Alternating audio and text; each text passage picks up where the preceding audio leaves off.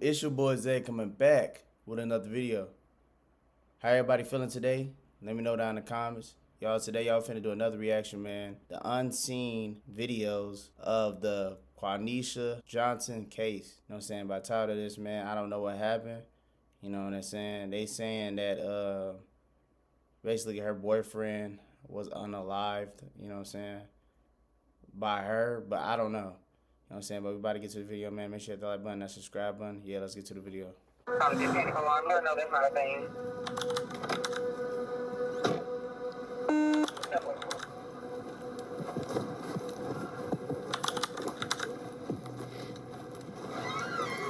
Well, you just print all that line ass thing shit and go get mad because I react.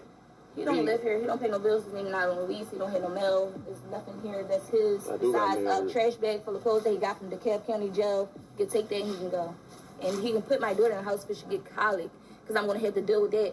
Man, you're not touching my daughter, so shut your fucking mouth. That's down. You can put my daughter in the house, though. No. Your name not on the birth certificate, so therefore it's not your daughter. It's mine. You ain't got no names on your birth certificate. It is. I do. Let me go get it. Because watch out, man. Please. I don't want my baby out here. The wind is blowing. She don't have a head on. Just give her the baby. Going all night. What about your other baby? She been going all night. You don't care about your baby. You ain't care about it either. That's why I got locked up when she was here. Hey, we not gonna fight on this baby. My baby though, like she's gonna get colic. We're gonna bring him back. I'm gonna get the birth certificate. He's not on it. At this point, it's not his baby. And if y'all want to do a DNA test to identify that. Nah, this ain't gonna, no, we ain't going that far. But you allowed them. You forgot what you went 3 hours? I want you to look at my daughter's diaper. I'm dead. Nah, nigga, I was changing her diaper. Where your other kids? I was changing her diaper. Where your other kids?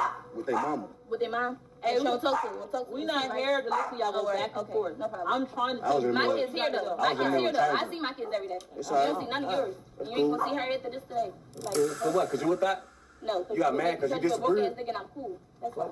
Because you broke. And that's what you got on trying to Hey, stop. Because at this point, you're antagonizing. You stop. I'm not. He has my stop. Don't let him stop. You're not listening to nothing that's being said. You're not listening to nothing that's being said. So when I shoot him, after I done called the cops and did everything I was supposed to do. Just make sure you can articulate what's going on. I can. I'm showing you. You better really be able to articulate that. I can. This is my household. He have no residency, nothing. Make sure you read up on it and make sure you can articulate when it comes to I've done that. I did that before I got my license. Okay.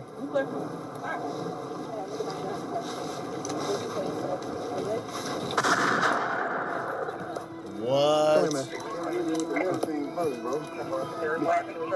Oh, yeah. Did she shoot you? Yeah, before I got it. Oh, man. Are you serious, bruh? Why would she do something like that? Man, this is wild, bro, for real. Oh, my, wow. Wow. On November 27th, 2022, at 10:02 a.m., DeKalb County Police received a call from 30-year-old Quaneesha Johnson. She told dispatchers she needed an escort home because she was afraid of her boyfriend, DeMonte Smith. She explained that she had been out celebrating a friend's birthday, her first night out since giving birth 2 months earlier. When she checked her phone that morning, she found threatening messages from DeMonte, who had been watching her 3 children overnight. She told them that her fear wasn't unfounded.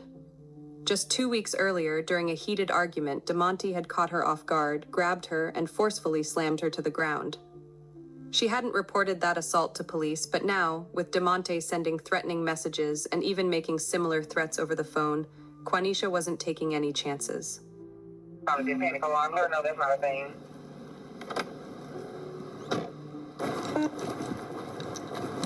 You live here? I do. This is my house. He's waiting on the set. I don't know where he's in his exit. He's in the window. He's just waiting on the set now to do whatever the fuck he felt like he felt. That's what I'm saying. Y'all watch the relationships y'all get in. My daughters are in here. He's in there too? Yeah. I'm gonna show you how. Look. Hold on. You hearing at the door? Is he opening the door? I can show you if he's at the door. I got a gun right here. I'm licensed. Okay. So, Does he have any weapons? no.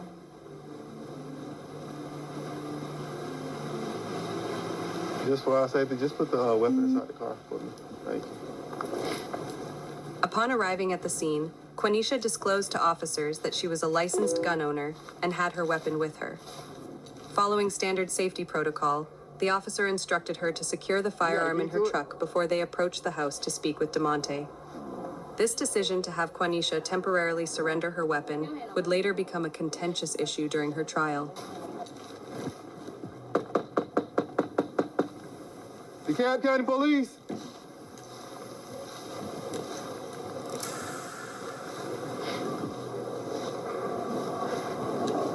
You got a key to it? He need to put his hand in his foot. He don't have no weapon. Unless it's like the pushing up or something. He don't have no weapon. I stand by to I get another officer out here.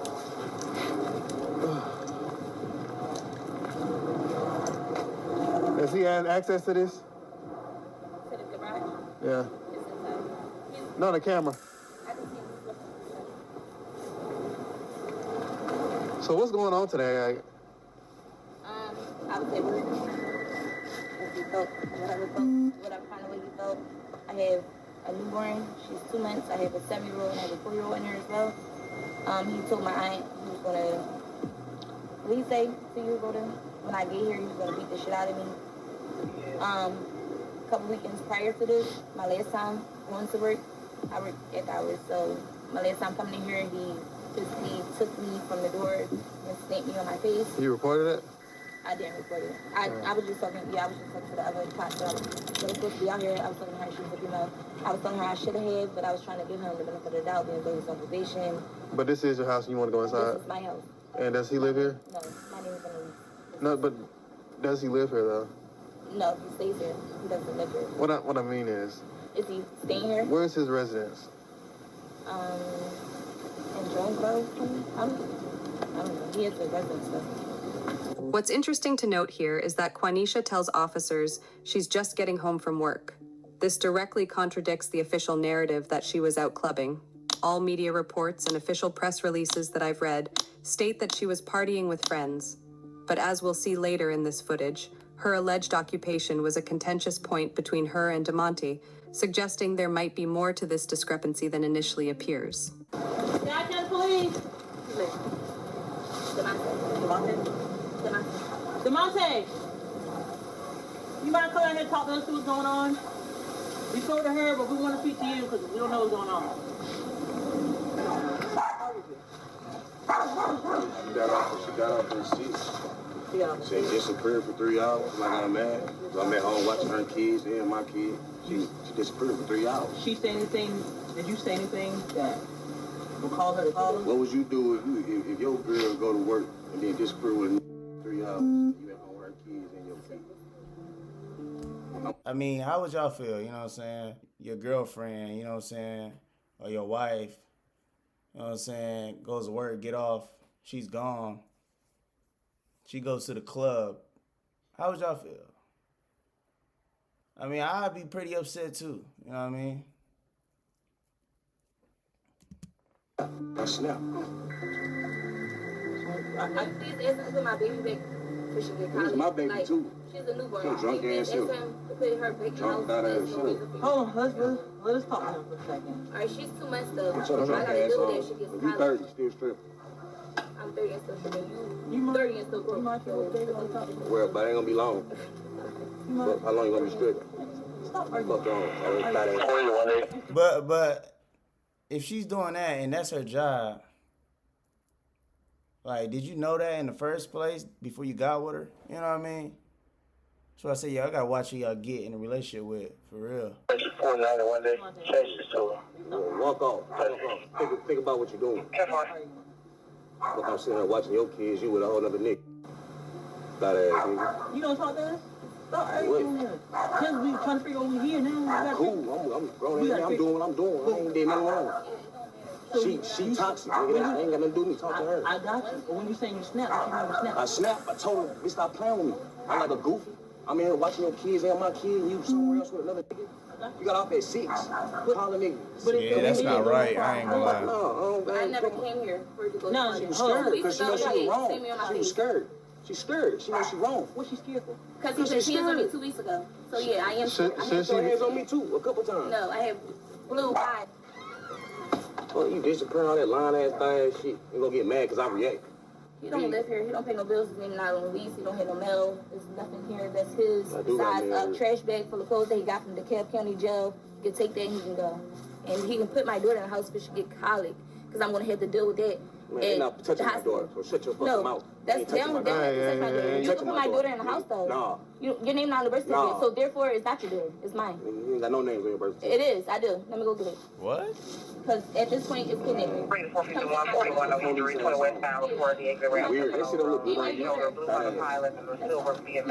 Watch out, bro. Hey, please. I don't want my baby out here. The wind is blowing. She don't have a head on. Just give her the baby. Give me my baby. What about your other baby? She been going all night. You don't care about your baby. You ain't care about it either. That's why I got locked up. So she was here. Hey, we not finna fight on this baby. Give me my baby though. Like she's gonna get colic. We're gonna bring him back. I'm gonna get the birth certificate. He's not on it. At this point, it's not his baby. What? And if y'all want to do a DNA test to identify that. Nah, this ain't gonna we ain't going that far. The toxic nature of their relationship becomes toxic, painfully bro. clear. This is toxic. While Quaneesha claims DeMonte is abusive and insists he has no right to live in her home, he counters that she's equally violent and maintains that he does indeed live there. Their exchange grows increasingly hostile as they deliberately provoke each other. He accuses her of being drunk and neglecting her children, while she taunts him about being broke and tells him that he's not even the baby's father because his name wasn't on the birth certificate. Like, that's not even right. Like, what? The officers find themselves in an impossible position. Faced with conflicting claims about domestic violence and residency, their decisions in the next few minutes about how to handle this situation will have deadly consequences. Hey. That shit weird, bro. I got that dumb shit. Well, look. I mean, this motherfucker taking three of her kids, bro. Plus my newborn. We get off at 6 a.m. We're gonna talk. Why the fuck you get home at 10:30, laughing and drunk? These bitch ass Atlanta niggas, dog. I ain't got time for this shit, bro. My mom said ain't built like that. I ain't touch her. Yeah. I got my daughter and they ain't did nothing wrong. I just got out. You do live here, though, right? Yeah, I got mail her and everything. How long you been staying here? It's the same amount of time as she has. We both moved here together. When? In December. Y'all been here since last year, December? Hey, she got mad because she out creeping at night and she couldn't keep up with her lies. And she was scared to come home. You smart, think. She ain't want to come home, so she used the police. All right. That's what I'm saying. Y'all really, like, watch who y'all get with, for real. You a doctor before anything. You ain't take on your kids one time, man. Hey, let's just go inside the house for the baby. You a doctor before anything. Here's the thing. We can't. He don't live here. There's nothing here. I got mail in her. You don't. Where? Listen to him. Where? Listen to what I'm telling you. Listen what I'm telling you. Okay, he's not gonna Because be when here. I originally spoke You ain't check on your kids all night. he's been staying here since Because he got in jail. She a liar. She been lying all night. Hey, let her talk. You said he been staying here since August. So technically, So when I told you cool to let him in, you gave him, you allowed him to stop because he had no Fuck, you that drunk? But you allowed him. You forgot what you went 3 hours? I want you to look at my daughter's diaper. I'm scared dead. No, nigga, I was changing her diaper. Where your other kids? I was changing her Where diaper. your other kids? With their mama. With their mom? Hey, we don't talk to them. We not here to listen to y'all go back and forth. No problem. I'm trying to I was in My the kids here though. My kids here though. I see my kids every day. You don't see none of yours. You ain't gonna see her after this today. So what? Cause you with that? No. You got mad because you disapprove? disagreed? Thinking I'm cool. That's why. Because you broke. And that's what you got on trying You I didn't know. Hey, stop. Because at this point, you're antagonizing him. You stop. I'm not. He has my sister out here. Don't let me Stop. You're not listening to nothing that's being said. Right. You're not listening to nothing that's being said. Talking about you're broke and all this. I ain't talking about his shoes and stuff. I think that's what she said, talking about his shoes, saying he's broke. Like, dang, like. You told me he's been staying here since August. Check on your He's kids all staying night. here since end of August, Jess. He got out of the DeKalb County Jail, had He's nowhere been- else to that go. means he's So been I allowed here. him to come here. Right. I went Again, to you ain't listening. in September. Hey, you can Yeah. go. She's not even listening. For 3 hours and expect me not I'm gonna to disappear again for 3 more hours tomorrow. What's the difference? I'm confused. Do you Who need said what? Do you need anything else? He said I'm gonna get my ass up tonight. So when I shoot him for self-defense, then what? Because I'm licensed. So if I shoot him in my residency, because he's sitting here putting his hands on me for the second time, then what? I'm held accountable? You hear this, right? You heard what he just said? I'm gonna get my ass beat tonight. So when I shoot him, after I done called the cops and did everything I was supposed to do, Just make sure you can articulate I can. what's going on. I can. I'm showing you. You better really be able to articulate that. I can. This is my household. He have no residency, Just nothing. make sure you read up on it and make sure you can articulate when it comes to I've done it. I did that before I got my license. Okay. Okay. The officer's decision to leave at this pivotal time would prove to be a crucial turning point.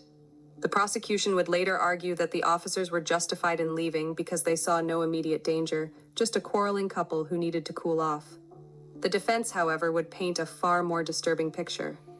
They argued the officers had abandoned a domestic violence victim despite clear warning signs, her multiple 911 calls, her documented fears of assault, and her repeated pleas for protection. The defense would later emphasize how Quaneesha had even warned the officers about potential violence, yet they still left. What happened in the next 4 minutes after their departure became one of the most contested aspects of the case. According to later court documents, an argument continued inside the home, but accounts of what followed differed dramatically. The prosecution claimed Quaneesha had acted with calculation, deliberately going to her car to retrieve both a metal tire iron and her gun before returning to confront DeMonte. The defense maintained she only got these weapons after the situation escalated further, fearing for her safety after previous assaults. The metal tire iron would become a crucial piece of evidence in reconstructing these events. Prosecutors said she struck him with it before shooting, pointing to this as proof of premeditated violence, and even pointing to DeMonte's own dying words to the officers. Wow. You with the metal thing first, bro. Wow. Hurry up, Did she shoot you? Yeah, before I die. Paramedics rushed DeMonte to Emory-Hillendale Medical Center, working desperately to save him. Despite their efforts, the single gunshot wound to his chest proved fatal. Wow. DeMonte Smith was pronounced dead shortly after arrival. Man. This is crazy. Back at the scene, officers immediately placed Quaneesha in handcuffs and led her to the back of a police van. The state would pursue the most serious charges possible, charging her with malice murder and felony murder. If found guilty, she would face the prospect of life behind bars. You going with her? You going with her? We're gonna go up to the same building, okay? Give mommy a kiss. Give mommy a kiss. You going with her? Okay? It's okay. Give mommy a kiss.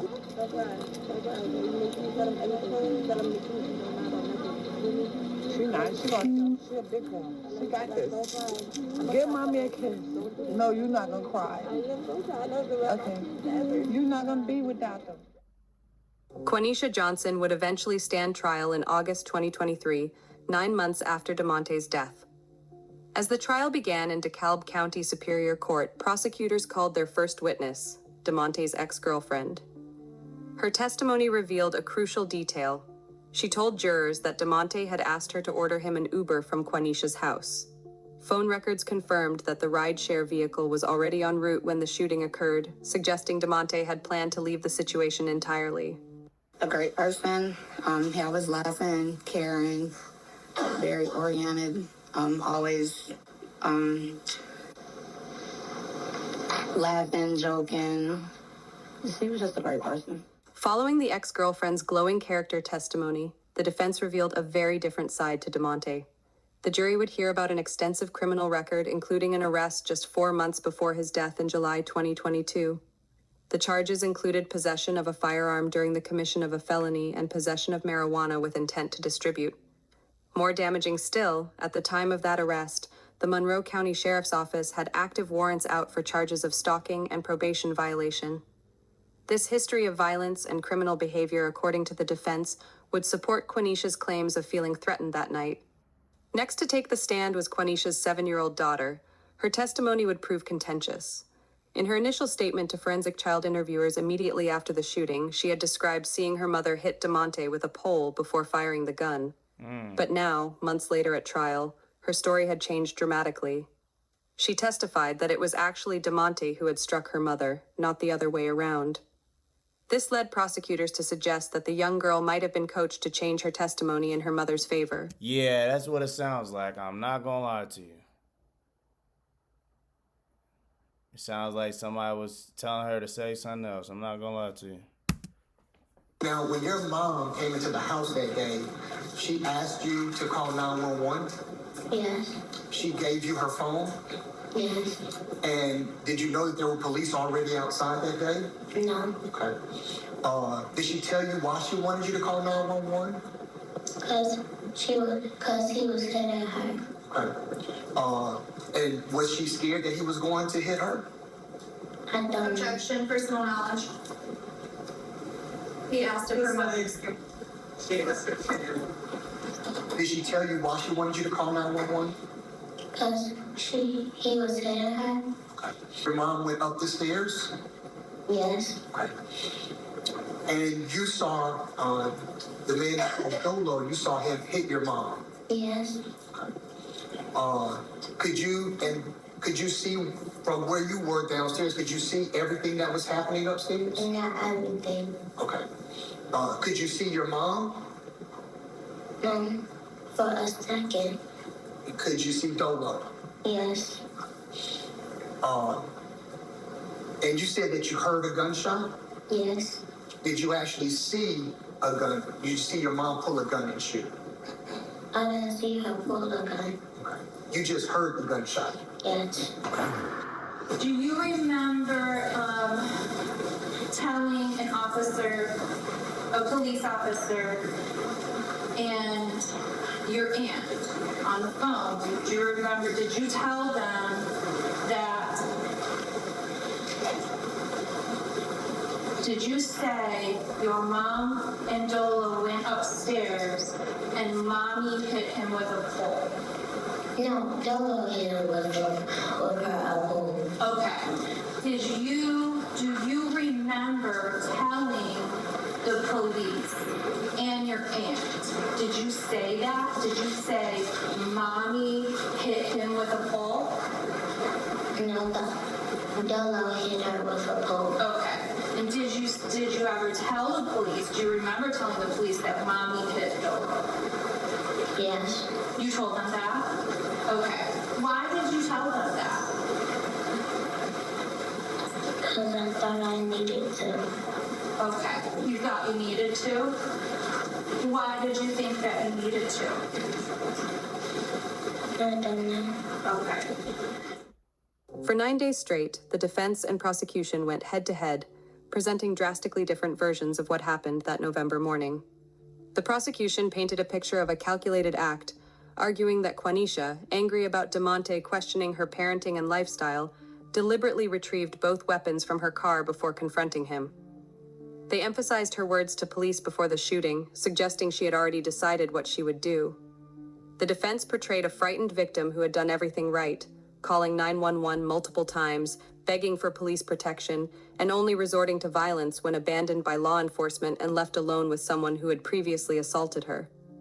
They pointed to DeMonte's threatening messages and his history of violence as evidence that Quaneesha's fears were well-founded. Quaneesha Johnson pleaded for protection, cried for help, and she was left defenseless by police officers who knew better. She was left defenseless against a serial abuser by police officers who knew better. DeMonte's holding his infant child, and she fearlessly approaches DeMonte and tries to grab the kid. And then, not only that, the entire time, y'all get to hear she says things like, "That's not even your baby. That's not even your kid. She did say that, though. I ain't gonna lie. You're not even on the birth certificate. I'm gonna disappear again for 3 hours." Right. What are you gonna do then? After weighing days of emotional testimony and complex evidence, the jury delivered their verdict. While acquitting Quaneesha Johnson of malice murder, they found her guilty of voluntary manslaughter and all remaining charges. The decision set the stage for what many legal observers considered an unusually nuanced sentencing from Judge Shondiana Morris. Rather than imposing the prosecution's requested 25-year sentence, Judge Morris structured a 20-year term that acknowledged both the gravity of the offense and the circumstances surrounding it. The sentence was divided into 3 distinct phases: 5 years in state prison, followed by 5 years of home confinement, and concluding with 10 years of probation. The conditions of her home confinement period were precisely defined.